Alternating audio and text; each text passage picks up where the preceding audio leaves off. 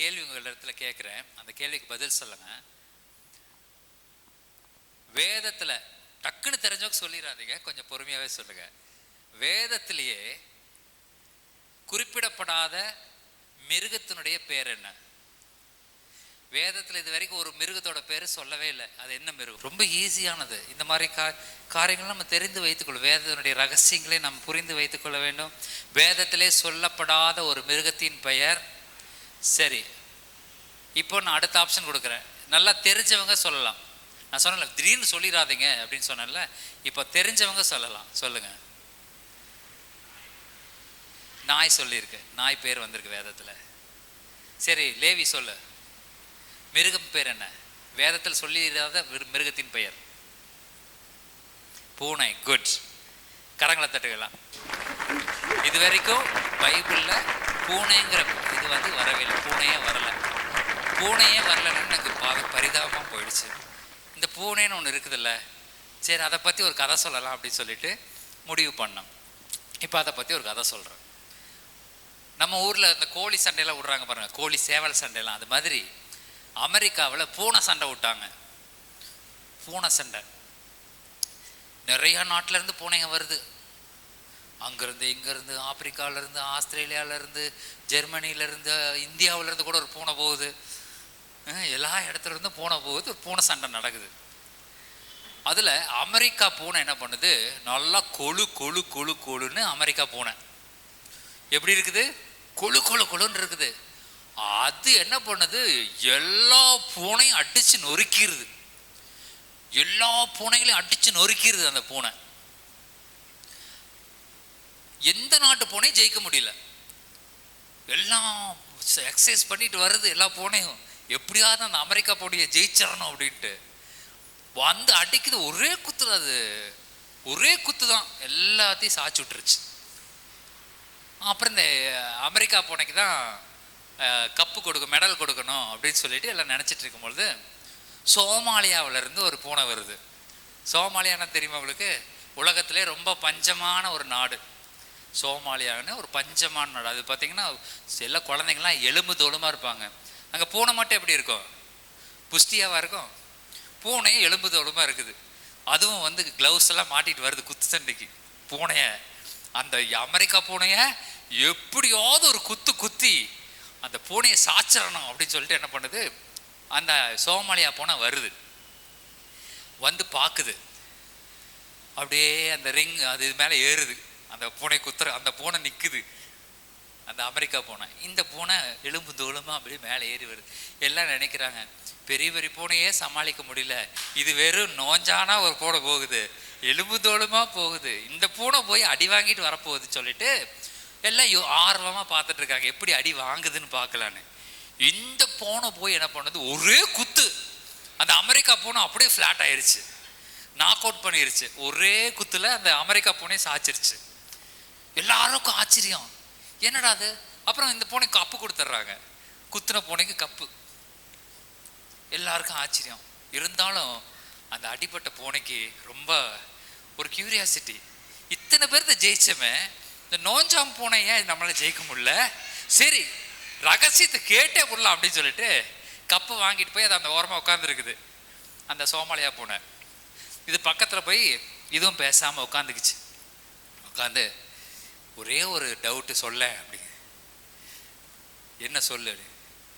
நானும் பூனை நீயும் பூனை, நான் புஷ்டியா இருக்கிறேன் நீ ஒல்லியா இருக்கிற, நீ எப்படி ஜெயிச்சேன்னு மட்டும் எனக்கு சொல்லு, அந்த ட்ரிக்ஸை மட்டும் எனக்கு சொல்லிக் கொடு அப்படின்னு.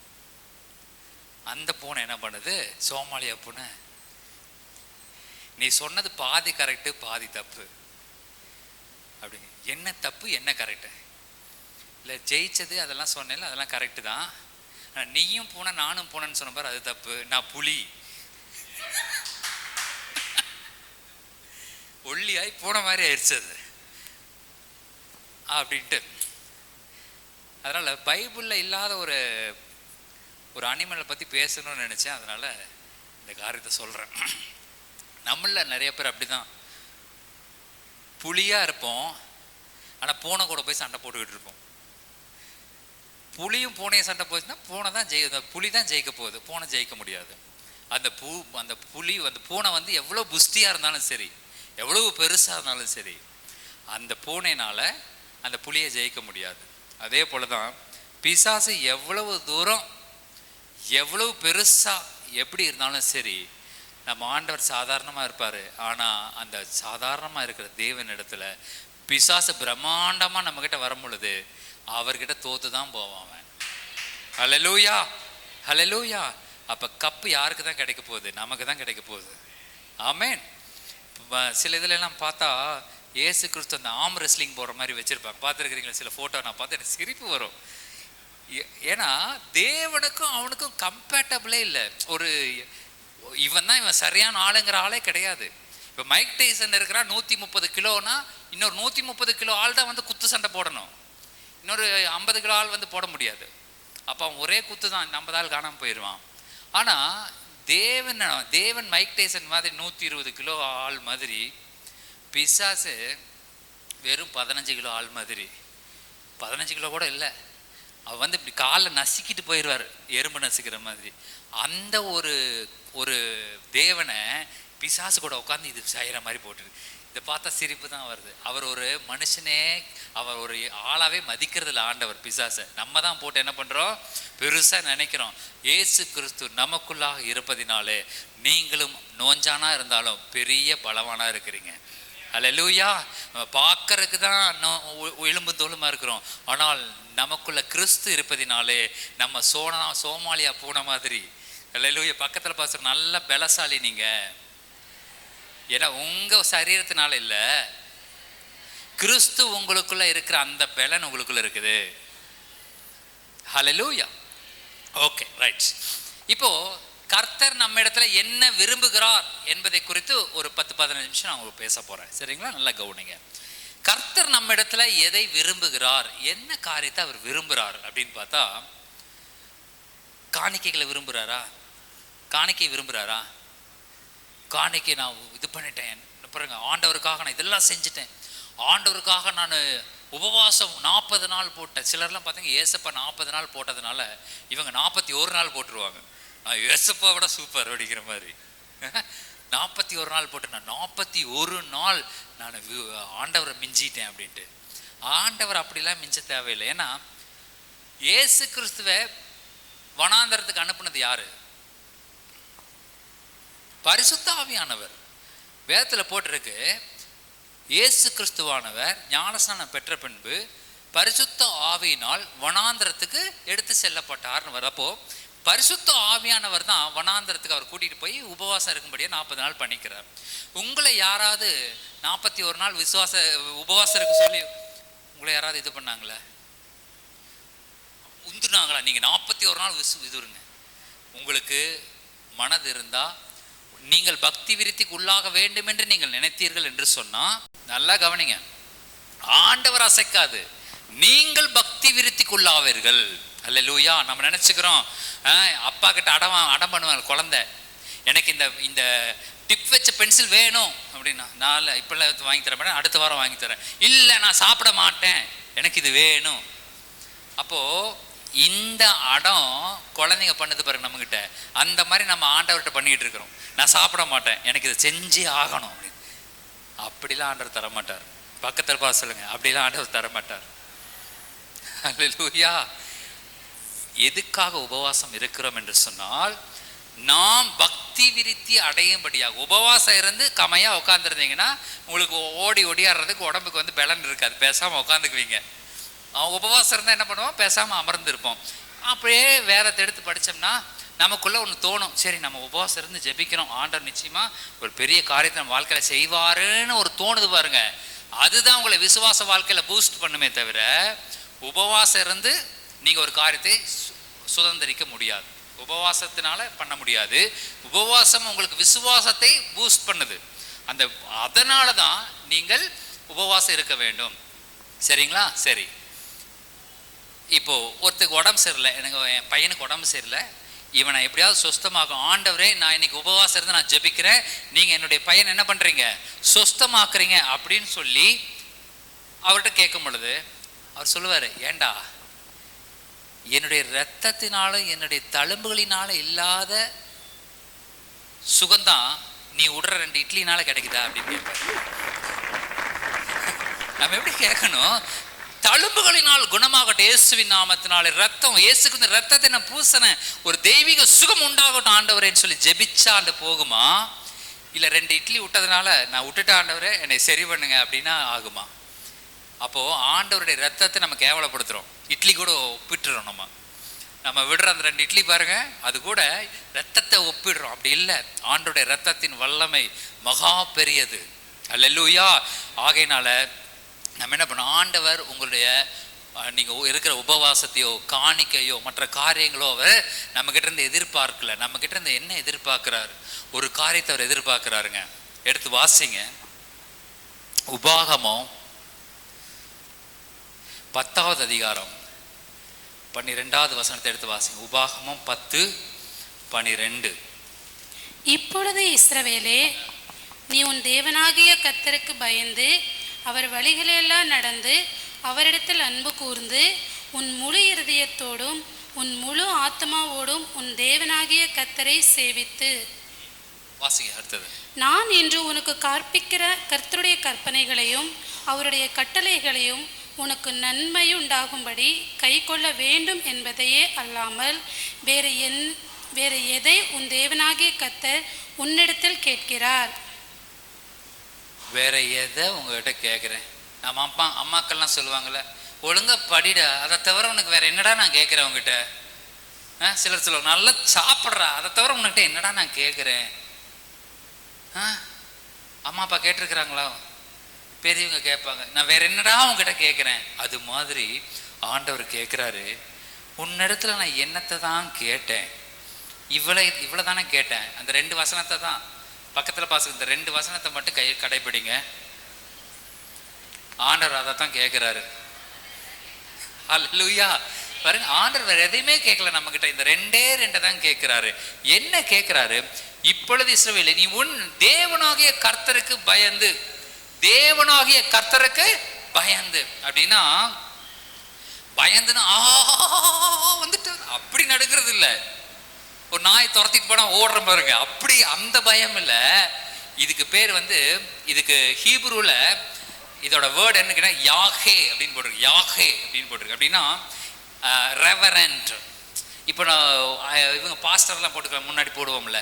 நான் ரெவரண்ட் ஆர்டினேஷன் வாங்கியிருக்கேன், நான் போடுவேன். சரிலாம் ஒன்று சும்மாவே போட்டிருப்பாங்க, அப்படியே REVன்னு போட்டிருப்பாங்க. ரெவரண்ட் அப்படின்னா மதிப்புக்குரிய, மரியாதைக்குரிய, கனத்துக்குரிய அப்படிங்கிற ஒரு நேம்ல அது வரும்.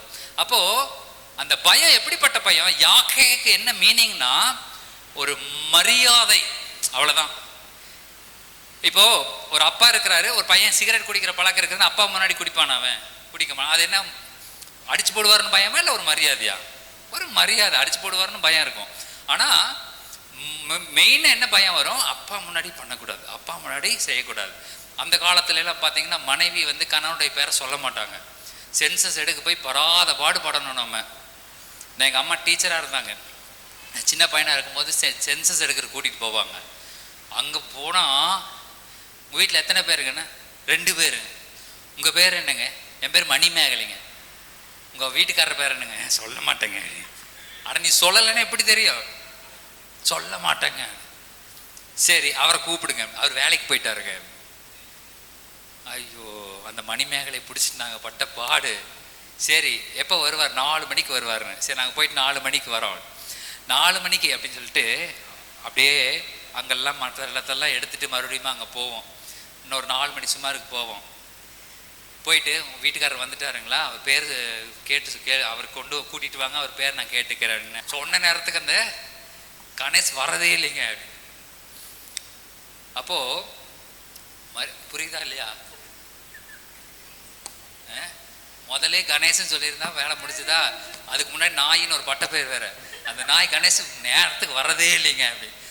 சரி, அந்த மாதிரி கணம் இல்லை. இந்த கணம் எப்படின்னு சொல்லி கேட்டிங்கன்னா, ஒரு பெரும் மதிப்பிற்குரிய ஒருவர் நம் பக்கத்தில் இருக்காரு, அவருக்கு பயப்படுகிற பயம், அவ்வளோதான். இது பார்த்து அடிச்சிருவாருங்கிற பயம் இல்லை. பார்த்தீங்கன்னா நமக்கு இருக்கிற ஒரு தன்மை. இப்போது இப்போ ஏர்போர்ட்ல எல்லாம் பார்த்தீங்கன்னா ட்ரக்ஸ் இந்த இதெல்லாம் இருக்குல்ல, போதைப் பொருள்லாம் வந்துருச்சுன்னா அதை கண்டுபிடிக்கிறதுக்கு ஒரு ஒரு வேலை வச்சுருப்பாங்க. அவங்க ஒரு டாக் வச்சுருப்பாங்க, நாய். அந்த நாய் வந்து அந்த இது பெல்ட் போகும்பொழுது அதில் லக்கேஜ்லாம் போயிட்டு இருக்கும், அப்படியே ஓடிட்டு இருக்கும். அது பக்கத்தில் போய் அது நின்றுக்கும். நின்றுட்டு அப்படியே மோந்து பார்த்துக்கிட்டே இருக்கும் ஒவ்வொரு லக்கேஜாக. உள்ளே வந்து ஏதாவது இருந்துச்சுன்னா, ட்ரக்ஸ் இருந்துச்சுன்னா ஒவ்வொன்று ஒரு ஓலை வளைக்கும். டக்குன்னு அந்த சூட்கேஸ் தூக்கி வெளியே வச்சிருவான்.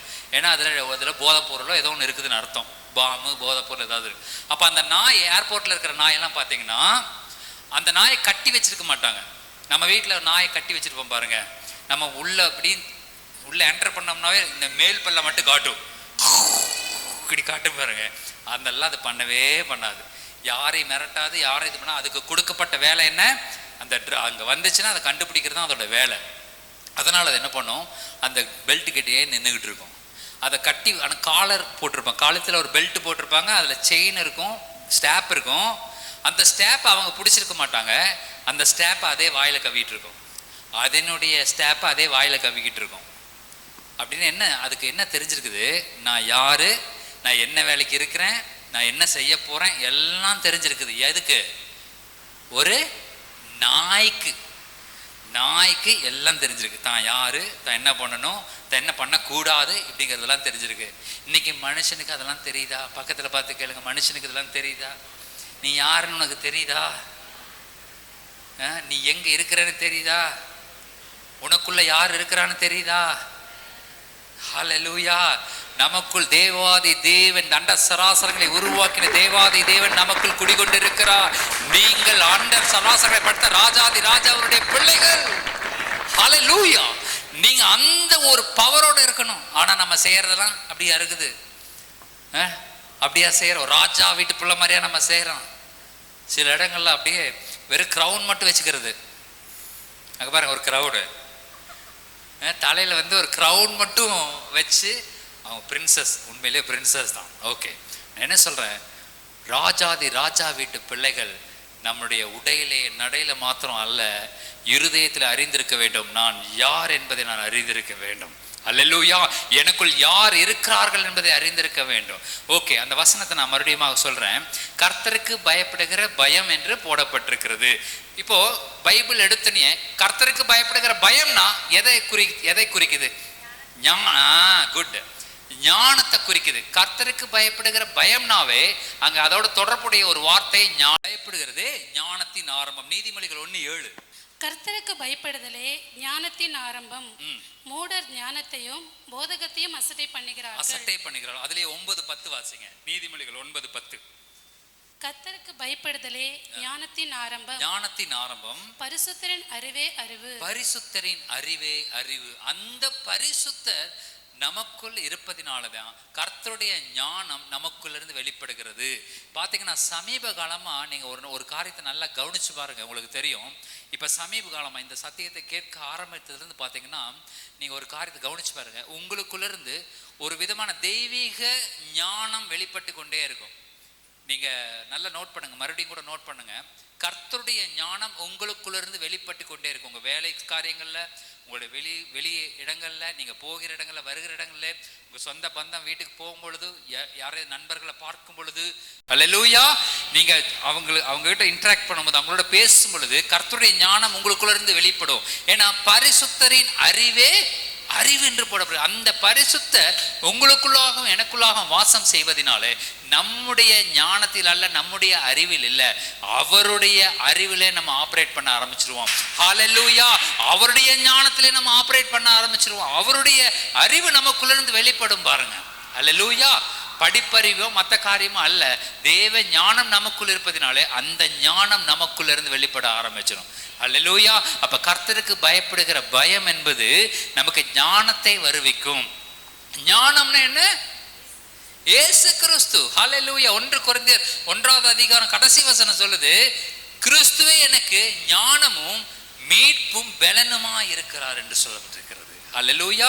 அவரே தேவனால் நமக்கு ஞானமும், அவரே தேவனால் நமக்கு ஞானமும் நீதியும் பரிசுத்தமும் மீட்புமா இருக்கிறார். மீட்பும் ஆனார்னு வாசிக்கிறோம். அப்ப என்ன அர்த்தம்? அவரே நமக்கு ஞானமா இருக்கிறார். நீங்க போய் செயல்படும் பொழுது உங்க ஞானம், உங்களுடைய அறிவு, உங்களுடைய காரியம் அல்ல, தேவ ஞானம் வெளிப்படுகிறது.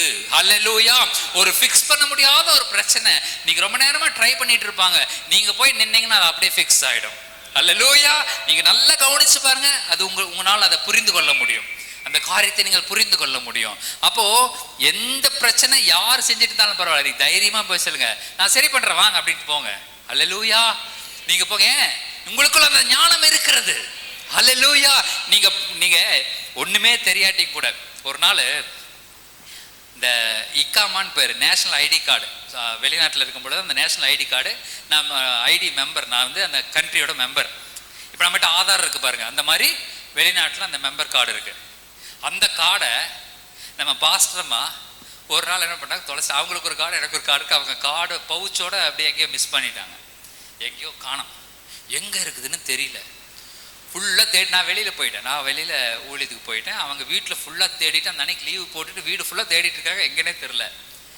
நான் வீட்டுக்கு போகும்போது அப்படியே இதாக நம்ம, ஏன்னா அந்த கார்டு எல்லாம் வெளியே போக முடியாது, வீட்டை விட்டு வெளியே போகிறதுனா அந்த கார்டு வேணும், ஐடி கார்டு வேணும். அப்போ தான் நம்ம ஒரு சிக்னல் தாண்டும் போது நம்மளை ஸ்கேன் பண்ணிடும்.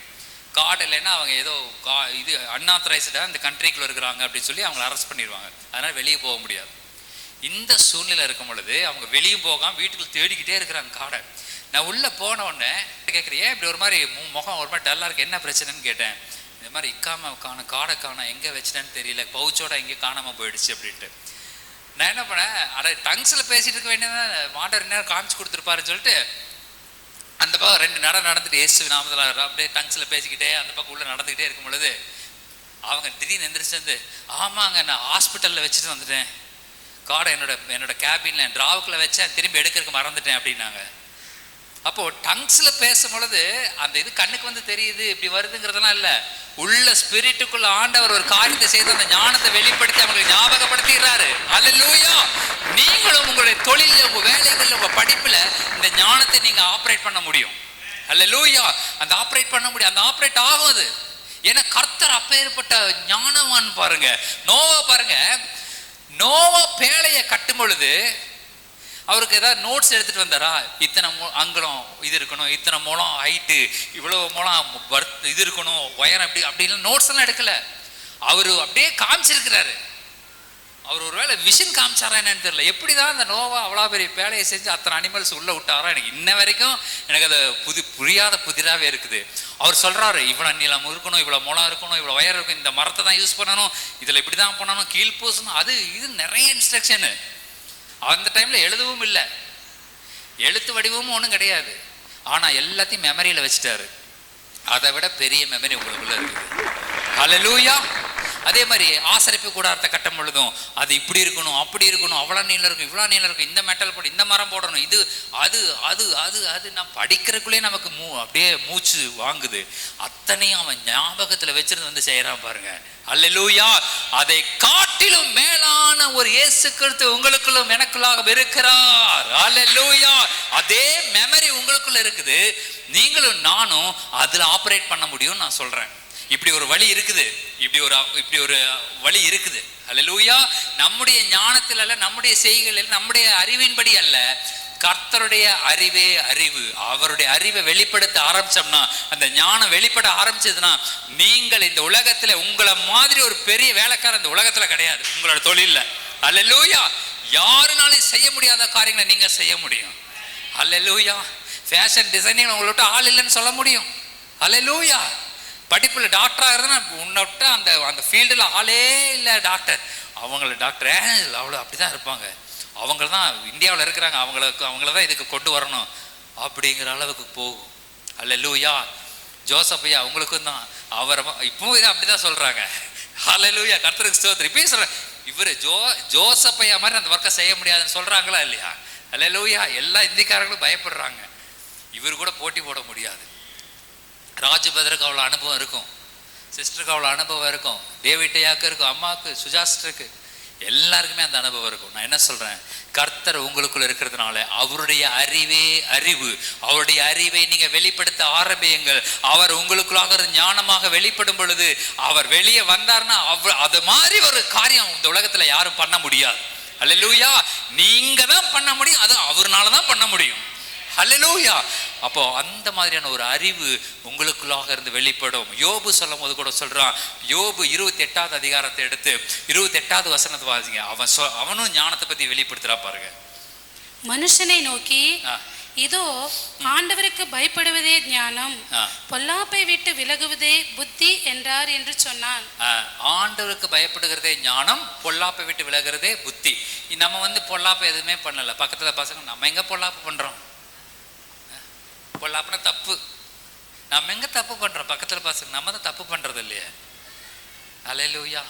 நீங்க சொல்லும் போது அவங்க சிரிக்கிறாங்களான்னு பாருங்க. நம்ம எங்கெங்க தப்பு பண்றோம்? நம்ம நல்லா தானே இருக்கிறோம். அல்லேலூயா. அதனால அதை பத்தி வேண்டாம். யோபு சொன்னதை அதை கேன்சல் பண்ணிடலாம். முன்னாடி வருது, கர்த்தருக்கு பயப்படுவதே ஞானம் என்று யோபு பக்தர் சொல்லுகிறான். அல்லேலூயா. அவனு பயந்துருந்தான். கர்த்தருக்கு பயந்த மனுஷன்ல யோபு மாதிரி ஆள் கிடையாது. அவன் பசங்க ஏதாவது தப்பு பண்ணியிருப்பானுங்களோன்னு சொல்லி அவன் வழிகளை செலுத்தினானா. ஏதாவது தப்பு பண்ணியிருப்பானுங்க, எதுக்கு செலுத்தி வைப்போம் அப்படின்னு சொல்லி செலுத்தி வச்சான். முன்ஜாமீன் வாங்கி வச்சுட்டான் ஆண்டவர்கிட்ட. அரெஸ்ட் பண்ணிட்டா என்ன பண்ணுறதுன்னு ஆண்டவர்கிட்ட முன்ஜாமீன் வாங்கி வச்சுட்டான். ஹல்லேலூயா. ஆகையினால கர்த்தருடைய ஞானம் வெளிப்பட வெளிப்பட உங்களுடைய அந்த ஞானத்தை குறித்து நிறைய பேசலாம். அது பேசினா ஒரு பெரிய 2-3 மணி நேரம் ஓடிக்கிட்டு இருக்கோம். அதனால ஞானத்தை பற்றி தான் விடுறேன். நீதிமொழிகளை வாசிக்க வேணாம் சொல்றேன். வலது கையிலே தீர்க்காயுசும் இடது கையிலே செல்வமும் கனமும் இருக்கிறது என்று போட்டிருக்கு. ஞானத்தினுடைய வலது கையிலே தீர்க்க ஆயுசு இருக்குது, அதனுடைய இடது கையிலே செல்வமும் கனமும் இருக்கிறது. இந்த நாளில பார்த்தீங்கன்னா தீர்க்க ஆயுசு இருக்கிறவன், பெரிய ரொம்ப நாள் வாழக்கூடிய ஆட்கள் யாரு? பெரிய வேலை செய்யறவன். என்ன வேலை செய்யறவங்க? இந்த மூட்டை தூக்குறவங்க, வெயிட்டு தூக்கி வேலை செய்யறவங்க, இவங்கெல்லாம் பார்த்தீங்கன்னா அவங்க ரொம்ப நாள் வாழ்வாங்க. ஏன்னா உடம்பு அந்த அளவுக்கு மெருகேறி இருக்கும். ரொம்ப வருஷத்துக்கு நோய் இல்லாமல் வாழ்வாங்க. ஆனால் அவங்களுக்கு சாப்பிட்றதுக்கு சாப்பாடு பத்தாது. ஒருத்தன் உலகத்தில் இருக்கிற என்ன பொருள் வேணாலும் சாப்பிட முடியும் அவனால. உலகத்தில் ஆஸ்திரேலியாவில் போய் அதை சாப்பிடலாம், ஐரோப்பாவில் போய் இதை சாப்பிடலாம், அமெரிக்காவில் போய் டீ சாப்பிடலாம். அந்த மாதிரி உள்ள ஒரு பணக்காரன் இருப்பான். ஆனால் அவன் வீட்டில் என்ன சாப்பிட்டுட்டு இருப்பான்? உப்பு இல்லாமல் கூழ் போட்டு அதை சாப்பிட்டாதான் உயிர் வாழ முடியும். அதை உப்பு போடக்கூடாது, எண்ணெய் சேர்த்தக்கூடாது, சர்க்கரை சேர்த்தக்கூடாது. அவன் அப்படி குடிச்சிட்டு இருப்பான். அப்பா இவனுக்கு தீர்க்க ஆயுசு இருக்கு, செல்வமும் கனமும் இல்லை. இவனுக்கு செல்வமும் கனமும் இருக்குது, ஆனால் தீர்க்க ஆயுசு இல்லை. வேற ஏதாவது மாற்றி சாப்பிட்டான்னு அடுத்த நாளே செத்துருவான். மாற்றி சாப்பிட்டா முடிஞ்சது. அப்படிப்பட்ட ஒரு வாழ்க்கை தான் அவனுக்கு இருக்கும். ஆனால் ஞானத்தினுடைய கரங்களிலே வலது கையிலே தீர்க்க ஆயுசும் இடது கையிலே செல்வமும் கனமும் இருக்கிறது. அல்லேலூயா. நீங்கள் கர்த்தருக்கு பயப்படுகிற பயம் உங்களிடத்தில் இருக்குமானா அந்த ஞானம் உங்களுக்குள்ள வெளிப்படும். அந்த ஞானம் வெளிப்பட்டுச்சுன்னா வலது கையில தீர்க்க ஆயுசு, இடது கையில செல்வமும் கனம் ஆட்டோமேட்டிக். அல்லேலூயா. உங்களுக்கு செல்வம் கனம் வந்து சேர்ந்துரும், அதே போல தீர்க்காயுசும் வந்து சேர்ந்துரும். நீங்க கவலையே படாதீங்க. அல்லேலூயா. நீங்க எந்த மெடிசன்ஸ் ட்ரீட்மெண்ட் எடுக்காம உங்களுடைய சரீரம் சுஸ்தமாகும். உண்டா இல்லையா? அல்லேலூயா. நீங்கள் எதையுமே செய்ய வேண்டாம். தேவன் எனக்குள்ள இருக்கிறார், அவர் எனக்குள்ள இருக்கிறார், எனக்குள்ள இருக்கிறாருங்கிற அந்த ஒரு தியானம், எனக்குள்ள வர மகிமையின் நம்பிக்கையா இருக்கிறார் பாருங்க. Christ in you the hope of glory. Christ in you the hope of glory. கிறிஸ்து மகிமையின் நம்பிக்கையாக எனக்குள் இருக்கிறார்ங்கிற அந்த ஒரே ஒரு விஷயம் என்ன பண்ணும்? உங்களை முழுவதுமாக பலவனாக அதை மாற்றிடும். அல்லேலூயா. அதனால சரி, அப்ப கர்த்தருக்கு பயப்படுகிறதுல வாசிச்சிட்டோம். தொடர்ந்து அதை வாசிங்க. உபாகமம் 10:12 அப்படியே வாசிங்க. கர்த்தருக்கு பயந்து அவர் வழிகளில் எல்லாம் நடந்து அவரிடத்தில் அன்பு கொண்டு. அவருடைய வழிகளில் எல்லாம் நடந்துன்னு நம்ம வாசிக்கிறோம். அவருடைய வழிகளில் நடந்து. சரி, நானே வாசிட்டு விடுங்க. வழிகளில் நடந்து. இப்ப கிறிஸ்துவ ஜனங்கள் என்ன பண்ணக்கூடாது, என்ன பண்ணணுங்கிற இந்த பாயிண்ட்ல நான் சொல்றேன். முதல்ல கர்த்தருக்கு பயப்படுகிறது ஃபர்ஸ்ட் பாயிண்ட். ரெண்டாவது பாயிண்ட் அவருடைய வழிகளில் நடப்பது. ஓகே, நம்மெல்லாம் ஆடுகள், கரெக்டா? நம்மெல்லாம் ஆடுகள். இயேசு கிறிஸ்து நம்முடைய மெய்ப்பனா இருக்கிறார். அவர் மெய்ப்பன், நம்முடைய ஆடுகள். இப்ப இந்த சபைக்கு நீங்களாம் யாருங்க? ஆடுகள். மெய்ப்பன் யாரு? நான். சரியா? ஓகே. இப்ப கர்த்தர் இப்பொழுதைக்கு கொடுத்திருக்கிற மேய்ப்பன் நானா இருக்கிறதுனால ஆடுகள் தன்னுடைய மேய்ப்பனின் சத்தத்துக்கு என்ன பண்ணணும்? செவி சாய்க்கணும், கீழ்ப்படியணும். நான் என்னுடைய சத்தம் நீங்கள் வாட்ஸ்அப்ல கேட்டீர்களா, கேட்கலையா? என்னுடைய சத்தம் வாட்ஸ்அப்ல கேட்டுச்சா? என்னன்னு கேட்டுச்சு சொல்லுங்க பாப்போம். ஆண்டவரும் அருமை ரட்சகருமாகிய இயேசு கிறிஸ்துவின் நாமத்தில் வாழ்த்துக்கள். இன்றைய தினத்திலும் கூட ஞாயிறு ஆராதனை சரியாக 9:30 மணிக்கு. எத்தனை பேர் இந்த சத்தத்தை கேட்டீங்க? எல்லாருமே இந்த சத்தத்தை கேட்டீங்க. செவி கொடுத்தீங்களா? பக்கத்துல பார்த்து கேளுங்க, செவி கொடுத்தீங்களா? உங்க டைம் சொல்லுங்கன்னு கேளுங்க. 9:30 நான் மேய்ப்பர் சொன்னாரு, சபை மேய்ப்பர். 1 hour தான் லேட்டு. சரி, சும்மா சொல்கிறேன், எல்லாத்துக்கும் 1000 வேலை இருக்கும். நான் அதாவது குற்றப்படுத்தணுங்கிறதுக்காக சொல்லலை, இந்த பாயிண்ட்டை எப்படியே எக்ஸ்போஸ் பண்ணுறதுக்காக சொல்கிறேன். அவ்வளோ, இந்த பாயிண்ட்டை வெளிப்படுத்தணும் இல்லையா, அதுக்காக நான் சொல்கிறேன். குற்றப்படுத்தலை. நீங்களாம் பிள்ளைங்க இல்லையா? நீங்கள் என்ன வயசில் இருந்தாலும் என்னோட பிள்ளைங்க, அதனால் நான் குற்றப்படுத்தலை சொல்கிறேன். 1 மணி நேரம் தகப்பனை தனியாக உட்கார வச்சு மேய்ப்பன் உட்காந்து என்ன பண்ணுறது? இப்போ நம்மெல்லாம் ஆடுகள், அவருடைய வழிகளில் நடந்து அப்படின்னு நம்ம வாசிக்கிறோம். 2வது பாயிண்ட் அவருடைய வழிகளில் நடக்கிறது. ஃபர்ஸ்ட் பாயிண்ட் கர்த்தருக்கு பயந்து, 2வது அவருடைய வழிகளில் நடக்கிறது. ஓகே, நடக்கணும் அப்படின்னு சொன்னா நடக்கணும். பக்கத்துல பசங்க நடக்கணும்னா நடக்கணும். ஓகே, ஓடக்கூடாது. சிலர்லாம் பார்த்தீங்கன்னா மிஞ்சின நீதிமானா இருப்பாங்க. மிஞ்சின நீதிமான் அப்படியே ஓடுறது, ஆண்டவர் அது இது ஓடுறது. ஓகே, அப்படி ஓடி ஓடி ஓடி ஓடி எல்லாம் செஞ்சுட்டு கடைசியில வர வேண்டிய டைமுக்கு இளைப்பாறிடுறது. அப்படியே அப்பா அப்படியே டயர்டாயிருது. நீ ஓடவே சொல்லல ஆண்டவர். ஓடு ஓடு ஓடுன்னு தான் சொல்ல. எதுக்கு ஓட சொன்னார்னா ஒரே ஒரு காரியத்துக்கு தான் ஓட சொன்னார். எதுக்கு சொல்லுங்க? எதுக்கு ஓட சொன்னாரு? பாவத்துக்கு விலகி ஓடு, அதான் சொன்னார். ஓட வேண்டியது எதுக்கு ஓடணும்? பாவத்துக்கு தான் விலகி ஓடணுமே தவிர கிறிஸ்துவ வாழ்க்கையில நீங்க என்ன பண்ணணும்? இந்த கர்த்தருடைய வழிகளில நீங்க நடக்கணும். கிறிஸ்துவ வாழ்க்கையில கர்த்தருடைய வழிகளிலே நடக்கணும். அப்போ மோசே தன்னுடைய ஜனங்கள் எல்லாம் பாலைவனம் அப்படியே வனாந்திரத்தில் நடத்தி கொண்டு வரும் பொழுது, பாலைவனத்துல பிரயாணம் பண்றவங்க என்ன பண்ணக்கூடாதுன்னு தெரியுமா? நான் அதில் ரொம்ப நாளா பார்த்ததுனால சொல்றேன். பாலைவனத்துல பிரயாணம் பண்றவங்க என்ன பண்ணக்கூடாதுன்னா ஓடக்கூடாது. மணல்ல ஓடக்கூடாது. ஓடுனா 10 ஸ்டெப்பு கூட அவங்களால ஓட முடியாது. 11வது ஸ்டெப்பு அவங்களால சுத்தமாவே அவங்களால மூவ் பண்ண முடியாது. அதே சமயத்துல பாலைவனத்துல நிற்கவும் கூடாது. அதனாலதான் ஆண்டவர் சொல்றார், என் வழிகளில் நடன்னு போட்டிருக்க. என் வழிகளில் நட. ஓடவும் செய்யாத, விறுவிறுன்னு ஓடி கடைசியில் சோர்ந்து போயிடுது கிறிஸ்தவ வாழ்க்கையில. ஆண்டவர் எனக்கு ஒண்ணுமே செய்யலைங்க. ஓடுறது ஆண்டவர் பின்னாடி அப்படி இதுன்னு ஓடுறது. கடைசியில பார்த்தா ஏதாவது ஒரு சின்ன சறுக்கல் வந்துச்சுன்னா ஆண்டவர் என் வாழ்க்கையில எந்த நன்மையுமே செய்யலைங்கன்னு சொல்லிடுறது. அப்படி அல்ல. ஓடவும் வேண்டாம், நிற்கவும் வேண்டாம். நின்ன என்ன ஆகும்? நான் சொல்றேன், ட்ரெட்மில்ல 130 பாயிண்ட்ல ஓடிக்கிட்டு இருக்குதுன்னு வைங்க, நீங்க மேலே ஏறி நிக்கிறீங்க, என்ன ஆகும்? ட்ரெட்மில்லு இந்த இதுல ஜிம்ல எல்லாம் வச்சிருப்பாங்க, நடந்துகிட்டு இருப்பாங்களா மேலே ஏறி, அந்த ட்ரெட்மில்ல 130ங்கிற கவுண்ட்ல ஓடிக்கிட்டு இருக்குது. அது அந்த பெல்ட் ஓடிக்கிட்டு இருக்குது. நான் நிக்கிறேன், மேலே ஏறி நினைக்கிறேன், என்ன ஆகும்? ஆமா, எல்லாம் ரீல்ஸ் பாக்குறவங்க தான், அதனால எல்லாருக்குமே தெரியும். மேலே ஏறி நின்று என்ன ஆகும்? தள்ளிட்டு போய் எங்க தூர போய் அதுலயே தள்ளுதுன்னா கிறிஸ்துவ வாழ்க்கையில நின்னீங்கன்னா என்ன ஆகும்? அல்லேலூயா. நான் என்ன சொல்றேன், நீங்க ஓடவும் வேண்டாம், நிற்கவும் வேண்டாம்.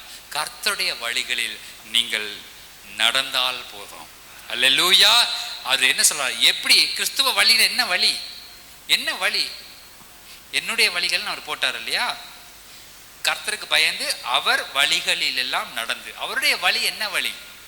அவருடைய வழி என்ன வழி? கிறிஸ்துவே வழி. அல்லேலூயா.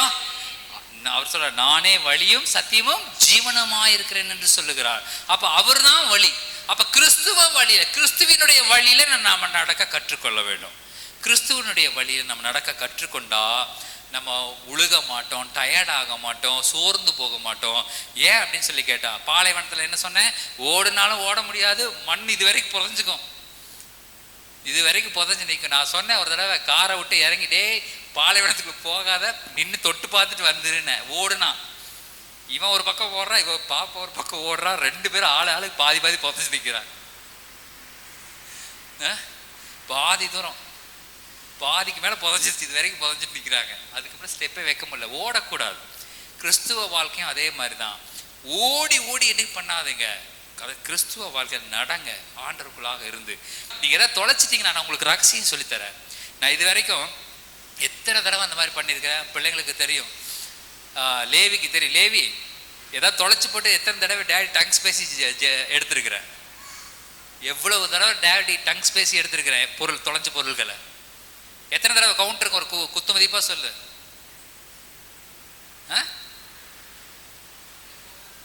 எப்பவுமே அப்படிதான். உன்னை தொலைச்சிட்டேன்னா எப்பொழுதுமே தேட மாட்டேன், டங்ஸ் தான். நான் ஒரு டங்ஸ் பேசிகிட்டே இருந்தேன்னா கண்டுபிடிச்சிடலாம். டேய் அங்கே அந்த பிரிண்டர் மேலே இருக்குது, எடுத்துகிட்டு வந்துடு அப்படிம்பேன். அல்லேலூயா. அது என்னன்னு சொல்லி கேட்டிங்கன்னா, உள்ளுக்குள்ள ஆவியானவர் நமக்கு எல்லாத்தையும் வெளிப்படுத்திடுவார். அல்லேலூயா. நான் சொல்கிறேன், வேலையில் ஒரு பிரச்சனை வருது, ஒரு இது ஃபிக்ஸ் ஆகாமல் ஒரு ப்ராப்ளம் இருக்குது, ஏதோ ஒன்று ஃபிக்ஸ் ஆகலை அப்படின்னா நீங்கள் உடனே நீங்கள் எதையும் யோசிக்காதீங்க. யோசிக்காமல் உள்ளுக்குள்ள ஆண்டவர்கிட்ட நீங்கள் அப்படியே கேளுங்க, ஆண்டவரே இதை நான் எப்படியே ஃபிக்ஸ் பண்ணணும். புலம்பக்கூடாது, ஐயோ இப்படி பண்ணிட்டீங்க, ஐயோ என் வாழ்க்கை, ஐயோ இந்த வேலையில் எப்போதான் பண்ணுறது, ஐயோ போச்சு, நான் அடுத்த வாரம் அது முடிக்க முடியும், இப்படிதான் புலம்பாதீங்க. அல்லேலூயா, அல்லேலூயா. ஒரே ஒன்று தான், ஆண்டவரே இது எனக்கு கஷ்டமாக இருக்குது, இது எனக்கு கஷ்டமாக இருக்குது, ஆனால் இதை செய்யும்படியா எனக்கு கிருபை செய்யுங்க. டங்ஸ் பேச தெரியாதவங்க இதை செய்யுங்க, அல்லது டங்ஸ் பேச தெரிஞ்சவங்க ஒன்றுமே பண்ண வேண்டாம். அதே அந்த பொருள் முன்னாடி போய் நின்றுக்குங்க. ஹalleluya ஹalleluya ராபா நாகா ராபா ஷேகே ரேபா லா ராபா நாங்கள் அதை அப்படியே ஃபிக்ஸ் பண்ணுறதுக்கு உண்டான சகல ஞானம் உங்களுக்கு வெளிப்பட ஆரம்பிக்கும். ஹalleluya. நீங்கள் அவைகளை தான் புரிந்து கொள்ளணும். மனித ஞானத்தினாலே அதை செய்ய முடியாது. கர்த்தருடைய வழிகளில் நடக்கிறதுன்னு என்ன? மனுஷ ஞானத்துல நடக்கிறது இல்ல, தேவனுடைய ஞானத்தில் நடப்பது. ஹல்லேலூயா.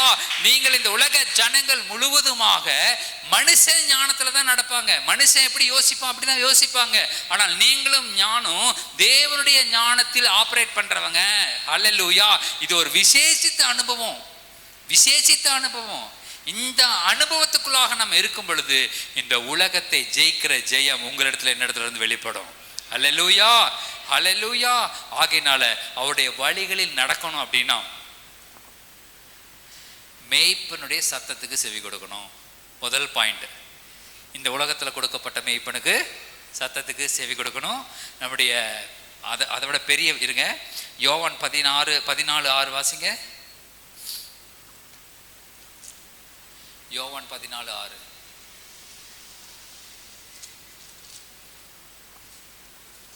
அதற்கு இயேசு, நானே வழியும் சத்தியமும் ஜீவனுமா இருக்கிறேன், என்னாலே அல்லாமல் ஒருவனும் பிதாவினிடத்தில் வரான். ஓகே, அவர் தான் நம்முடைய வழியா இருக்கிறார், அவர் தான் நம்முடைய சத்தியமா இருக்கிறார், அவர் தான் நம்முடைய ஜீவனா இருக்கிறார். அவரே நம்முடைய வழியும் சத்தியம் ஜீவனா இருக்கிறார். அவர் யார் அப்படின்னு சொன்னா, அவர் பெரிய மேய்ப்பன். பக்கத்துல பார்த்து சொல்லுங்க, அவர் பெரிய மேய்ப்பன். உங்க முன்னாடி நின்று பேசிட்டு இருக்கிறது சின்ன மேய்ப்பன். ஹல்லேலூயா. சொல்லுங்க, நீங்க கண்டிப்பா சொல்லுங்க, அவர் பெரிய மேய்ப்பன், முன்னாடி நிக்கிறது சின்ன மேய்ப்பன். ஹல்லேலூயா, ஹல்லேலூயா. சரி, இதை நீங்க நம்ப மாட்டீங்கன்னா நம்ம வேதத்திலிருந்தே சொல்றேன். எபிரேயர் 13வது அதிகாரம் எடுங்க, 20வது வசனம். அந்த சின்ன மேய்ப்பன் தான் இப்போ உங்க முன்னாடி நின்று பேசிக்கிட்டு இருக்கிற. அப்போ சரி, நீங்க மேய்ப்பன் எப்படி தெரியும்? எபேசியர் 4:13 எடுத்து வாசிங்க. அவர் சிலரை அப்போஸ்தலராகவும், அவர் சிலரை இல்ல, அதுக்கு முன்னாடி வசனத்திலிருந்து வாசிங்க அப்படியே.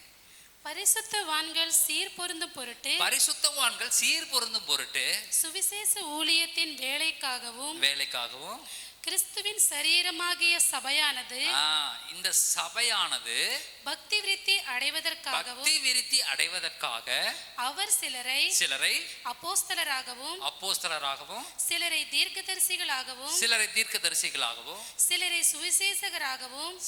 சுவிசேஷகராகவும் சிலரை மெய்ப்பராகவும் போதகராகவும் ஏற்படுத்தினார். அந்த மெய்ப்பராக ஏற்படுத்தப்பட்ட ஒரு சிறிய மனுஷன் தான் நானு. ஹல்லேலூயா. அப்ப இந்த சின்ன மெய்ப்பன் சொல்லுகிறத நீங்க கேட்கும் பொழுதுதான் அவருடைய வழிகளில் நடக்கிறீங்கன்னு அர்த்தம். ஹல்லேலூயா. ஒண்ணு விடாம கேட்கணும்.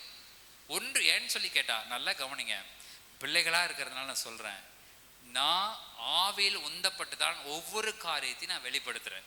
ஒவ்வொரு காரியத்தையும் சும்மா எந்த விஷயத்தையும் இல்லை, எதையும் சரி ஏதோ ரேண்டமா ஏதோ ஒன்று அப்படி சொல்றேன் அப்படி செய்யறேன் அப்படிலாம் கிடையாது. ஒவ்வொரு விஷயத்தையும் இந்த பாடலை நீங்க பாடுங்கன்னு சொன்னா கூட அதையும் தேவன் வெளிப்படுத்தும் விதமாக தான் நான் செய்யறேன். அல்லேலூயா. சும்மா ஏதோ இப்போ முகத்தாட்சியத்துக்காக நீங்க பண்ணுங்க நீங்க பண்ணுங்கலாம் சொல்லலை. ஆண்டவர்கிட்ட நான் கேட்பேன், ஆண்டவரே இந்த நேரத்தில் பாடும்படியா உங்களுக்கு அபிஷேகத்தை கீழே இறக்கும்படியா யாருக்கு அந்த கிருபை இருக்கு ஆண்டவரே உடனே கேட்பேன். டக்குன்னு கேட்பேன், டேவிட் ஐயா பாட சொல்லுங்க, அல்லது எஸ்தர் சிஸ்டர் பாட சொல்லுங்க, ஏஞ்சலை பாட சொல்லுங்க. அப்படியே உள்ள வரும், அதை தான் நான் சொல்லுவேன். நல்லா புரிந்து கொள்ளுங்க. மேய்ப்பன் சும்மா அப்படியே ரேண்டமா இதை சொல்லிட்டு இருக்க மாட்டான். மேய்ப்பனுக்கு தெரியும். ஏன் தெரியும் தெரியுமா? ஒரு மேய்ப்பன், இஸ்ரவேலினுடைய மேய்ப்பர்கள் அந்த பட்டியல ஆடுகளை அடைக்கும் பொழுது அவருடைய கோலை குறுக்க வச்சிருப்பாங்க. நல்லா புரிந்து கொள்ளுங்க. மேய்ப்பனா நம்ம ஊர் மேய்ப்பன் மாதிரி வேட்டியை கட்டிக்கிட்டு அப்படியே பின்னாடி நடந்து போய் அப்படியே தட்டி விட்டுட்டு போற ஆள் கிடையாது. இஸ்ரவேலினுடைய மேய்ப்பன் முன்னாடி நடந்து போவான், ஆடுகள் பின்னாடி பின்தொடர்ந்து போகும். அல்லேலூயா. அதான் இஸ்ரவேலினுடைய மேய்ப்பர்கள். அப்போ இவர் என்ன பண்ணுவாரு, அந்த பட்டிக்குள்ள அடைக்கும் பொழுது கோலை குறுக்க வைப்பாரு. அவர் கையில வச்சிருக்கிற கோலும் தடியவனை தேற்றுன்னு வாசிக்கிறோம். அந்த கோல், அந்த கோலை குறுக்க வச்சு ஒவ்வொரு ஆடா உள்ள மூவ் பண்ணுவார். பாருங்க, இப்படி கோலை குறுக்க இப்படி வச்சு இப்படி கோலை வச்சு பிடிச்சிக்குவார். கோலை உள்ள போகும் பொழுது ஆடுகளை உள்ள அனுப்பும் பொழுது இந்த கோலை குறுக்க வச்சு ஒவ்வொரு ஆடா தடவுவார். ஒவ்வொரு ஆடா தடவி பார்ப்பார். அது மேய்ச்சலுக்கு போயிட்டு வரும் பொழுது ஏதாவது அடிபட்டிருக்கா, ரத்த காயம் இருக்கா, ஏதாவது கொப்பள பூச்சி கீச்சி கடிச்சிருக்கா, ஏதாவது நடந்திருக்கான்னு சொல்லி ஒவ்வொரு ஆடுகளா தடவி பார்த்து நல்லா இருக்குதுங்கும் போது அவர் உள்ள அனுப்புவார். ஏதாவது ஒரு காயம் பட்ட ஆடுகளை உடனே தூக்கி தன்னிடமா வச்சு அதுக்கு மருந்து போடுவார். இதுதான் இஸ்ரவேல் மேய்ப்பர்களுடைய ப்ரொசீஜர். வந்து ஒரு காரியத்தை சொல்லும் பொழுது நீங்க பாடுங்க அப்படிங்கும் பொழுது நான் பாடல வேண்டாங்க அப்படின்னா நீங்க யாரை ரிஜெக்ட் பண்றீங்க? யாரை ரிஜெக்ட் பண்றீங்க? பரிசுத்த ஆவியானவரை ரிஜெக்ட் பண்றீங்க. அல்லேலூயா. நான் ஒரு காரியத்தை சொல்லும் பொழுது மேய்ப்பனாக கர்த்தரிடத்திலிருந்து வார்த்தையை வாங்கி நான் உங்களுக்கு வெளிப்படுத்தும் பொழுது கேஷுவலா பேசுறது வேற, சும்மா ஜாலியா போறோம், வெளில போறோம், டீ சாப்பிட்றோம், பேசுறோம், ஜாலியா பேசுறோம், அது வேற. நேற்று கூட நானும் பாஸ்டரமாவும் ஒரு இது வாங்கறதுக்காக போயிருந்தோம். ஒரு இடத்துக்கு போயிருந்தோம், ஒரு பவுச் வாங்கறதுக்காக ஒரு ஸ்டேஷனரி ஷாப்புக்கு போறதுக்காக போயிட்டு இருந்தோம். ஒரு பிரதர் பார்த்துட்டு ஜோடி புறாக்கள் போறாங்க அப்படின்னு சொன்னான்.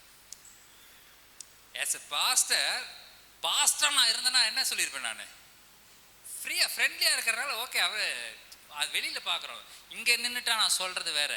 அல்லேலூயா. நீங்க நல்லா கவனிக்கணும். நான் சொல்றேன், வார்த்தைகளை கேட்கும் பொழுது நீங்கள் மனுஷரிடத்திலிருந்து வர வார்த்தைகளாகவே கேட்க வேண்டாம், தேவனிடத்திலிருந்து வர வார்த்தைகளாக நீங்க அதை கேட்டுக்கொள்ளுங்க. நிச்சயமாக இந்த சிறிய மேய்ப்பன் சொல்வதை நீங்க கேட்டீங்கன்னு சொன்னா கர்த்தருடைய வழிகளில் நடப்பதற்கு சமம் அது.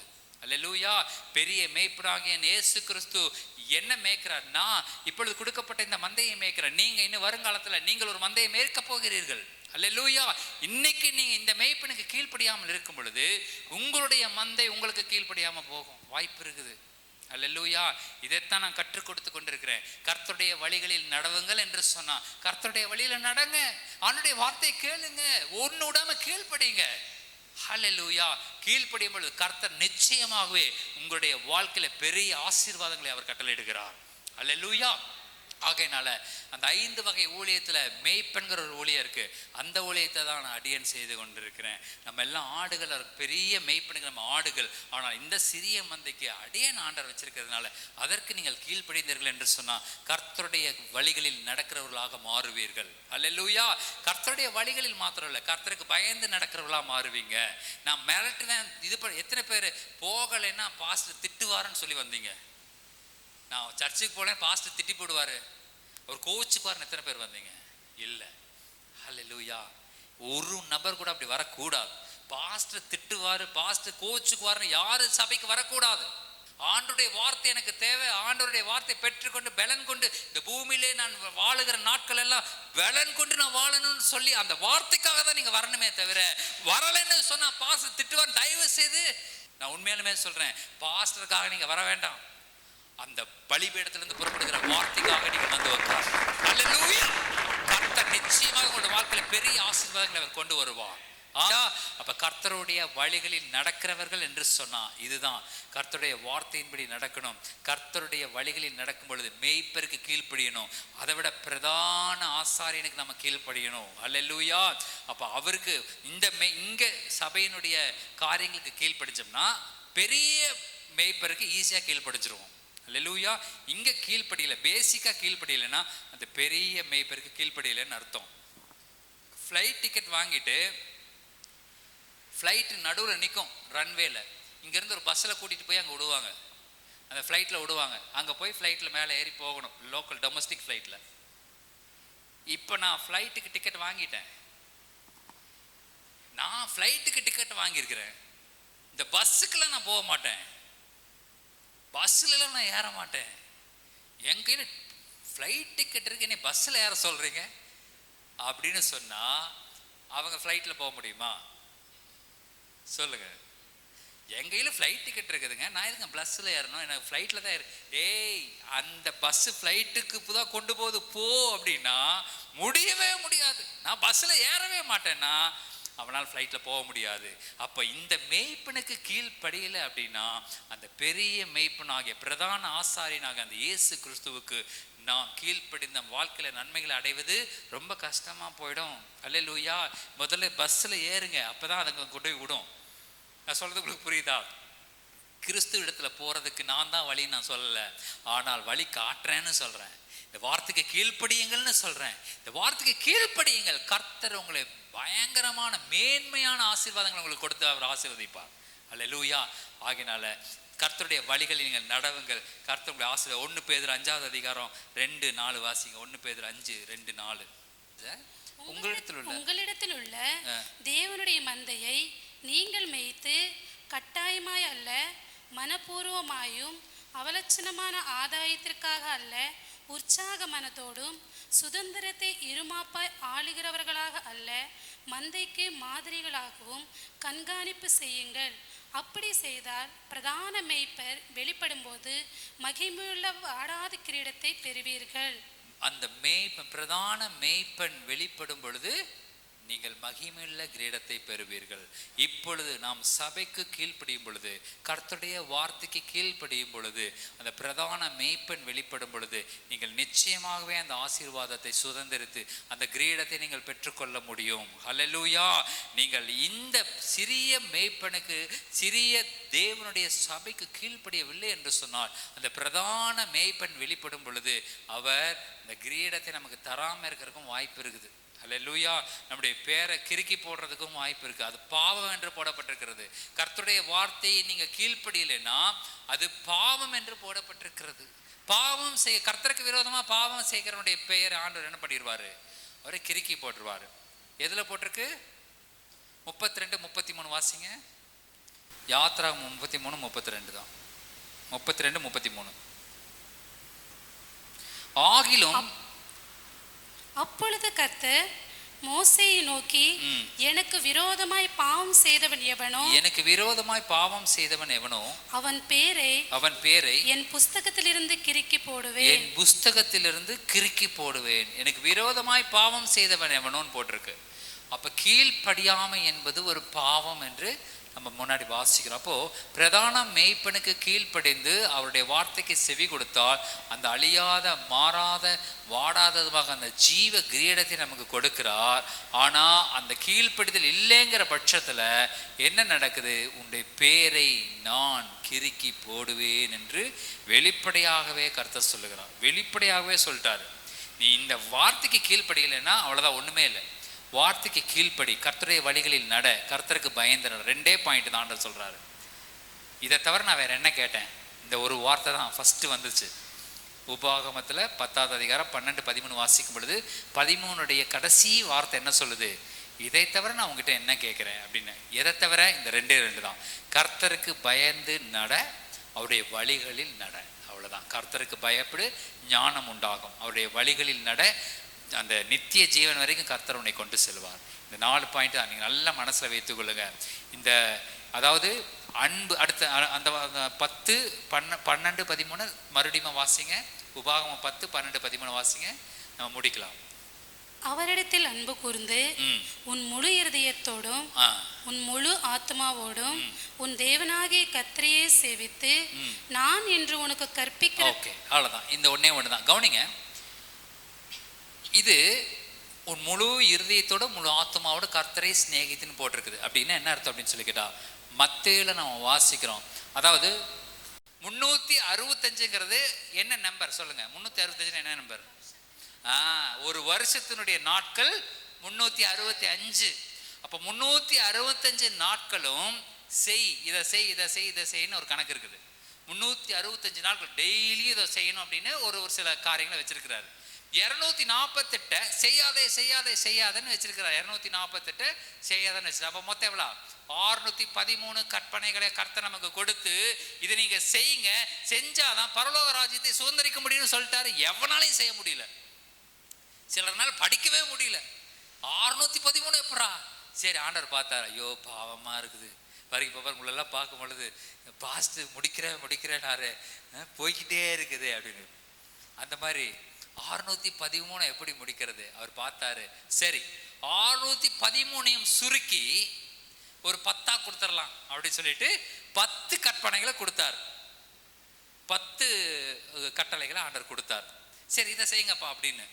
அவனும் முதல் செஞ்சா கடைசி செய்ய முடியல, கடைசி செஞ்சா முதல் செய்ய முடியல, ரெண்டையும் செஞ்சா நடுவில் செய்ய முடியல. 10 கட்டளையில ஒருத்தனாலையும் செய்ய முடியல. ஏன் சரி பண்ண முடியல தெரியுமா? 2 காரியம் தான். ஒன்று, உன்னிடத்தில் நீ அன்பு கூறுவது போல பிறனிடத்திலே அன்பு கூறுவாயாகங்கிற அந்த கட்டளையை அந்த அன்பு கூர்ந்தானா அந்த 10 நிறைவேற்றுவான். கர்த்தரிடத்துல நீ அன்பு கூறு அப்படின்னு சொன்னா அந்த 10 நிறைவேற்றுவான். இந்த 2மே அவனால் பண்ண முடியல. ஆண்டவர் சொல்லிட்டாரு, சரி இனிமேல் இந்த 10 வேண்டாம்ப்பா, உங்ககிட்ட ஈஸியா உனத்தாரு. மத்தேயு எடுத்துங்க, மத்தேயு 22வது அதிகாரத்தை எடுத்துங்க. இயேசு அவனை நோக்கி உன் தேவனாகிய கர்த்தரிடத்தில் 37 தானே வாசிக்கிறீங்க?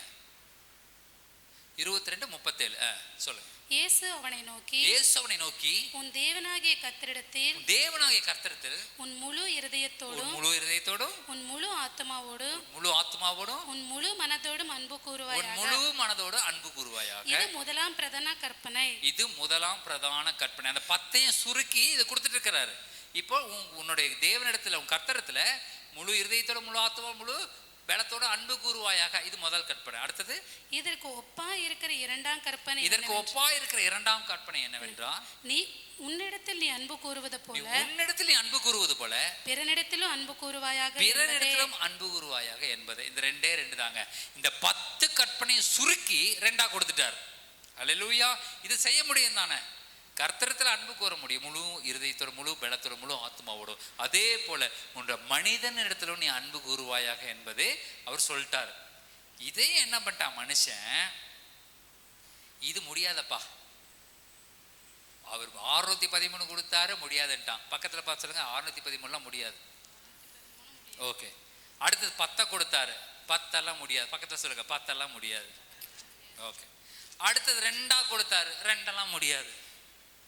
இப்போ ஆண்டவர் வந்து பார்த்தாரு, அட மனுஷா உன்னை என்னதான்டா பண்றது, இதுக்கு மேல இறங்க முடியாதப்பா. அப்பயும் இறங்கினாரு பாருங்க. கலாத்தியர் 5வது அதிகாரம்ங்க 14 வாசிங்க. உன்னிடத்தில் நீ அன்பு கூறுவது போல பிறனிடத்திலும் அன்பு கூறுவாயாக என்கிற இந்த ஒரே வார்த்தையில நியாயப்பிரமாணம் முழுவதும் அந்த 613 முழுவதும் அந்த 10 கட்டளைகள் முழுவதும் இந்த ஒரே வார்த்தையில் அடங்கி இருக்கிறது என்று கர்த்தர் சொன்னார். அல்லேலூயா. இது ஒண்ணே ஒண்ணுதான் கர்த்தர் எதிர்பார்க்கிறார். நீ தேவனிடத்தில் அன்பு கூர்ந்துருவ, அவர்கிட்ட அன்பு கூற முடியும். ஆனா மனுஷனிடத்தில் அன்பு கூறுவதுதான் கஷ்டம். அல்லேலூயா. கர்த்தருடைய வழிகளில் நடக்கிறதுனா என்ன? நாசியில் சுவாசம் இருக்கிற மனிதன் பேரில் நீ அன்பு செலுத்து. அல்லேலூயா. உன்னால் அன்பு செலுத்த முடியலன்னு சொன்னா நீ கர்த்தருடைய வழியில் நடக்கலன்னு அர்த்தம். கர்த்தருடைய வழியில் நடக்கலன்னு சொன்னா அந்த பிரதான ஆசாரியர் வரும் பொழுது நீங்கள் குற்றமற்றவர்களா நிற்பீங்க. அல்லேலூயா. ஆகிய இந்த சூழ்நிலைக்கு நம்ம போக கூடாது. மனிதனிடத்தில் அன்பு செலுத்த பழகுங்கள். இந்த நாளிலே நீங்கள் யாரிடத்துல வெறுப்பு காட்டி இருக்கீங்க?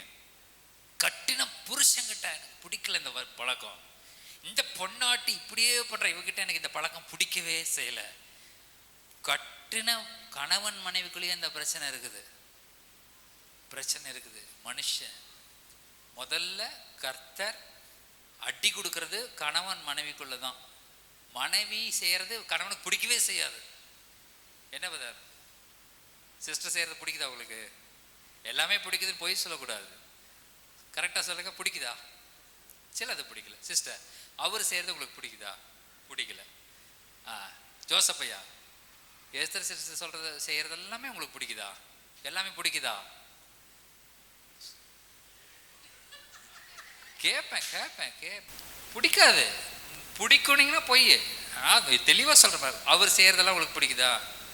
பிடிக்கிறதில்ல. அண்ணா குமாரி அம்மா டேவிட்டையா செய்கிறது எல்லாமே உங்களுக்கு பிடிக்குதா? பிடிக்கும். சரி, போய் பேசிட்டீங்க. எல்லாமே பிடிக்குமா அம்மா? எல்லாமே பிடிக்கும்னு சொல்கிறீங்களே, உண்மையே சொல்லுங்க. எல்லாமே செய்கிறது எல்லாமே பிடிக்காது, கரெக்டா? பிடிக்குமா? பிடிக்கும். ஓகே, நீங்கள் சொல்லுங்கம்மா. அம்மா செய்கிறது எல்லாமே உங்களுக்கு பிடிக்குமா? சில விஷயங்கள் பிடிக்காது. சுஜாஸ்டர் சொல்லுங்க. சிலது பிடிக்காது. என்ன பிரதர்? எல்லாமே பிடிக்குமா? சிலது பிடிக்காது. உங்களுக்கும் சிலது பிடிக்காது. அதுதான் சொல்கிறேன். நான் சொல்கிறேன், கணவன் மனைவியின் இடத்துலையே சில விஷயங்கள் பிடிக்காது, ஆனாலும் அன்பு செலுத்துறீங்க பாருங்க, அதுதான் தேவனுடைய செயல். ஹல்லேலூயா! அதுதான் தேவ அன்பு. பிடிக்கல ஆனாலும் பிடிக்குது. பக்கத்துல பார்த்து சொல்லுங்க, உன்னை எனக்கு பிடிக்கல ஆனாலும் பிடிக்குது. அங்க அவரை பார்த்து சொல்லுங்க, மனைவி கிட்ட. ஒவ்வொரு கணவன் மனைவி சொல்லுங்க, நீங்க செய்யறது சிலது பிடிக்கல ஆனா உங்களை எனக்கு ரொம்ப பிடிக்கும். சொல்லுங்க. நீங்க நான் சொல்றது அப்படியே சொல்லுங்க. நீங்க செய்யறது சொல்லுங்க, பக்கத்துல பார்த்து நீங்க செய்யறது. சரி இருங்க, இப்ப நான் சொல்றேன். மனைவி எல்லாம் கணவன்கிட்ட சொல்லுங்க, நீங்க செய்யறது எனக்கு பிடிக்கல ஆனால் உங்களை எனக்கு ரொம்ப பிடிக்கும். சரி, இப்போ கணவரெல்லாம் மனைவி எடுத்து சொல்லுங்க, நீ நடந்துக்கிறது சுத்தமா எனக்கு பிடிக்கல. சொல்லுங்க, சொல்லிட்டீங்களா? நீங்க நடந்துக்கிறது எனக்கு சுத்தமா பிடிக்கல ஆனால் I love you, I love you. சொல்லுங்க. அல்லேலூயா! உண்மை தாங்க, இதாங்க உண்மை. நீங்க எத்தனை பேர் கல்யாணம் பண்ணதுக்கு அப்புறம் ஐ லவ் யூன்னு சொல்லியிருக்கிறீங்க? இன்னைக்கு சொல்றீங்க பாருங்க, ஐ லவ் யூன்னு சொல்லுங்க. கணவரெல்லாம் மனைவிட்டு சொல்லுங்க, ஐ லவ் யூ சொல்லுங்க. மனைவி இல்ல கணவன் சொல்லுங்க, மீ டூ. அல்லேலூயா! என்ன இந்த பாஸ்ட் இப்படி? ஐயோ, இதெல்லாம் உண்மைங்க, இதெல்லாம் சொல்லணுங்க. ஓகே, கவனிங்க பாருங்க, எவ்வளவு சந்தோஷமா மாறிடுச்சு. அப்போ பிரச்சனைக்குள்ளேயாகவே நடமாடிக்கிட்டு இருந்தோம்னா பிரச்சனை மட்டும்தான் கண்ணுக்கு தெரியும். இந்த மாதிரி சொல்யூஷனுக்குள்ள நடமாடும் பொழுதுதான் நமக்கு அன்பு வெளிப்படும். ஹல்லேலூயா! அதனால தேவனிடத்துல நம்ம அன்பு செலுத்துகிறது போல நம் பிரத்தியார் இடத்துலையும் அன்பு செலுத்தும் பொழுது நிச்சயமாகவே கர்த்தர் நம்மை பெருகவே பெருக செய்வார், ஆசீர்வதிக்கவே ஆசீர்வதிப்பார். எல்லாம் எழுந்து நிற்போம். சோதனம். ஹல்லேலூயா! ஆண்டவரே, 613 சுருக்கி 10 ஆக்குனீங்க, 10 சுருக்கி 2 ஆக்குனீங்க, 2 சுருக்கி ஒன்னே ஒன்று தான் கொடுத்தீங்க ஆண்டவரே. அந்த ஒரு காரியத்தையும் கூட என்னால் நிறைவேற்ற முடியாத ஒரு சூழ்நிலையாக இருக்கிறது. ஓ, கர்த்தருடைய கரம் இப்பொழுது இறங்கட்டும், பலமாக இறங்கட்டும். ஒவ்வொரு மேலையும் கர்த்தருடைய கரம் இறங்கட்டும். ஹல்லேலூயா! எல்லா கண்களை மூடுங்க. ஆண்டவரே, நான் அடுத்தவர்கள் மேலே அன்பு செலுத்த முடியாத ஒரு சூழ்நிலையை பிசாசு என் வாழ்க்கையில கொண்டு வந்துட்டான் ஆண்டவரே. தொடர்ந்து என் கணவன் மேலே கூட அன்பு செலுத்த முடியாத நாட்களை ஹல்லேலூயா அவன் கொண்டு வந்துட்டான். ஆனாலும் அப்பா, நான் விடுறதா இல்லை. என் மனைவி நான் அன்பு செலுத்த தான் போகிறேன், என் கணவன் மேலே நான் அன்பு செலுத்த தான் போகிறேன், என் பிள்ளைகள் மேலே அன்பு செலுத்த தான் போகிறேன். ஹல்லேலூயா! எந்த பிசாசின் தந்திரங்களும் எங்களுடைய குடும்பங்களில் கிரியை செய்யக்கூடாது. ஹல்லேலூயா! எங்கள் பகுதிகளில் கிரியை செய்யக்கூடாது. எங்களை வெறுப்பாக பார்க்கக்கூடிய ஜனங்கள் கூட எங்கள் பட்சமாக திரும்பட்டும். இயேசுவின் நாமத்தினால எங்களுடைய அன்பு, எங்களுக்குள்ளாக இருக்கிற இயேசு கிறிஸ்துவினுடைய அன்பு வெளிப்பட ஆரம்பிப்பதாக. ஓ ஹல்லேலூயா! ஹல்லேலூயா! அப்பா, நமக்கு ஸ்தோத்திரம், ஸ்தோத்திரம், ஸ்தோத்திரம் அப்பா. ஆண்டவரே நீங்க தான் எங்களுக்கு இருக்கிறீங்க ஆண்டவரே. ஹல்லேலூயா. உம்மை இல்லாம எங்களுக்கு வேற ஆசை இல்ல ஆண்டவரே. ஹல்லேலூயா. தேவனிடத்தில் அன்பு செலுத்த பழகுங்க, மனிதனிடத்தில் அன்பு செலுத்த பழகுங்க. அதுதான் கிறிஸ்துவ வாழ்க்கை. கர்த்தர் சொல்லுகிற, கர்த்தருக்கு பயப்படுகிற பயத்திலும் அவருடைய வழிகளிலும் நட. இதுதான மகனே நான் கேட்கிறேன், இதை மட்டும் தானே நான் கேட்கிறேன். அவருடைய வழிகள் என்ன? கர்த்தருக்கு பயப்படுதல்னா என்ன? ஓ, மனிதர்களிடத்துல செலுத்துகிற அன்பு. ஹல்லேலூயா. தேவ சாயலில் படைக்கப்பட்ட மனிதர்களிடத்துல நீங்க வெறுப்பை காமிக்காம எப்பொழுதுமே அவளிடத்துல அன்பு செலுத்தும் பொழுது, ஓ, நீங்கள் கர்த்தருடைய வழிகளில் நடக்கிறவர்களாக நீங்கள் மாறுகிறீர்கள். ஹல்லேலூயா. ஓ, அப்பேற்பட்ட தேவ ஆவியானவர் நமக்கு உண்டு. மெல்ல சொல்லுவ, உண்மை இல்லாமல் எனக்கு யார் உண்டு ஆண்டவரே? உண்மை தவிர எனக்கு விருப்பம் ஏது உண்டு அப்பா? ஹல்லேலூயா, ஹல்லேலூயா, ஹல்லேலூயா. ஸ்தோத்திரம், ஸ்தோத்திரம், ஸ்தோத்திரம். Thank you Jesus. ஆசையெல்லாம் நீர்தானையா, தேவையெல்லாம் நீர்தானையா. ஆசையெல்லாம் நீர்தானையா, தேவையெல்லாம் நீர்தானையா. இரட்சகரே இயேசுநாதா, தேவையெல்லாம் நீர்தானே. இரட்சகரே இயேசுநாதா, தேவையெல்லாம் நீர்தானே. என்னை அல்லாமல் எனக்கு யாருண்டு? உம்மை தவிர விருப்பம் ஏது உண்டு? உம்மை அல்லாமல் எனக்கு யாருண்டு? உம்மை தவிர விருப்பம் ஏது உண்டு? எல்லாம் நீதானையா, தேவையெல்லாம் நீதானையா. ஓ, ஹல்லேலூயா. ஆசையெல்லாம் நீதானையா.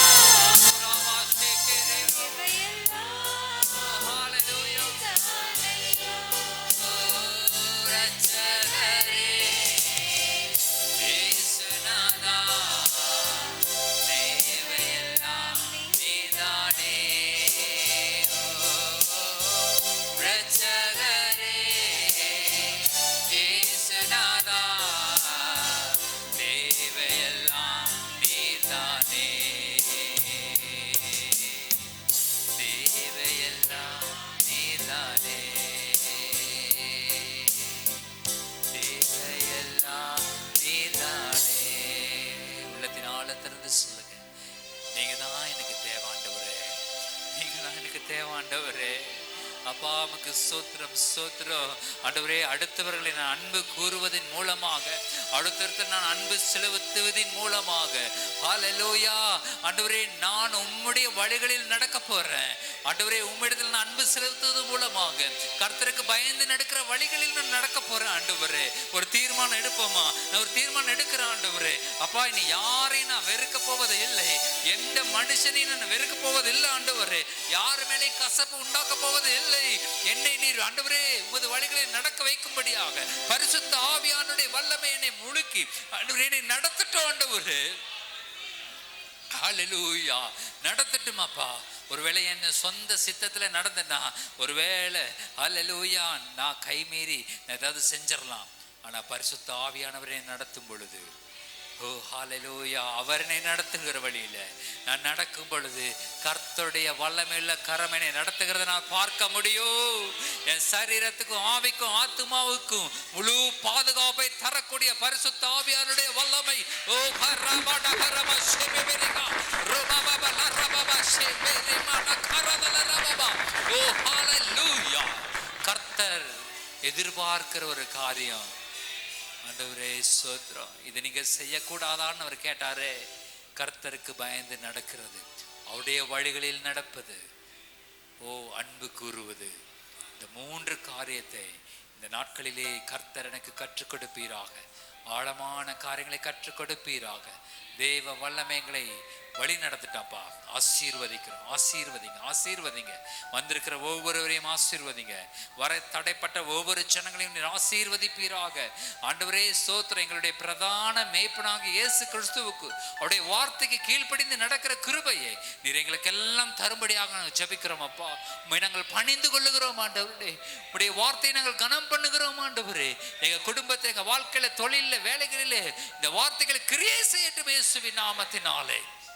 நன்மைகளை பார்க்க, கிருபைகளை பார்க்க தேவன் எங்களுக்கு தயவு பாராட்டுங்கப்பா.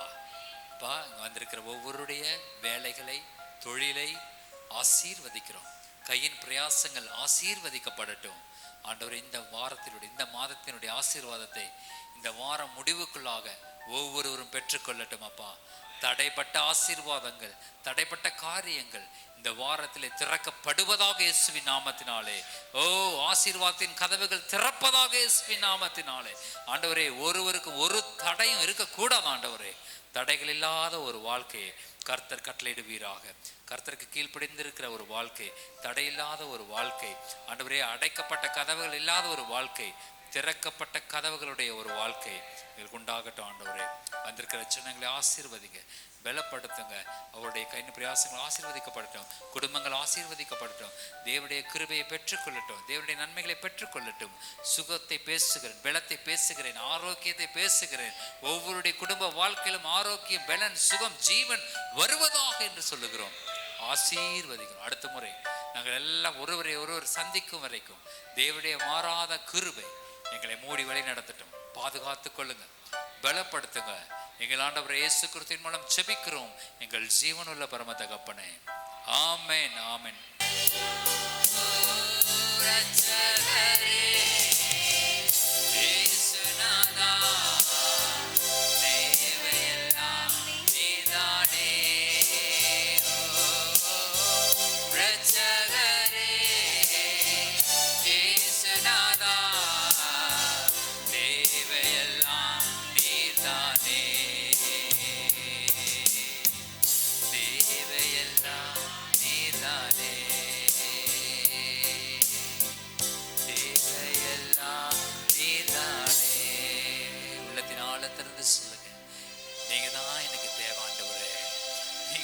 தேவாண்டவரே, அப்பா நமக்கு ஸ்தோத்திரம், ஸ்தோத்திரம் ஆண்டவரே. அடுத்தவர்களை நான் அன்பு கூறுவதன் மூலமாக, அடுத்தவர்கள் நான் அன்பு செலுத்துவதன் மூலமாக, ஹல்லேலூயா ஆண்டவரே, நான் உம்முடைய வழிகளில் நடக்க போறேன் ஆண்டவரே. உம்மிடத்தில் நான் அன்பு செலுத்துவது மூலமாக கர்த்தருக்கு பயந்து நடக்கிற வழிகளில் நான் நடக்க போறேன் ஆண்டவரே.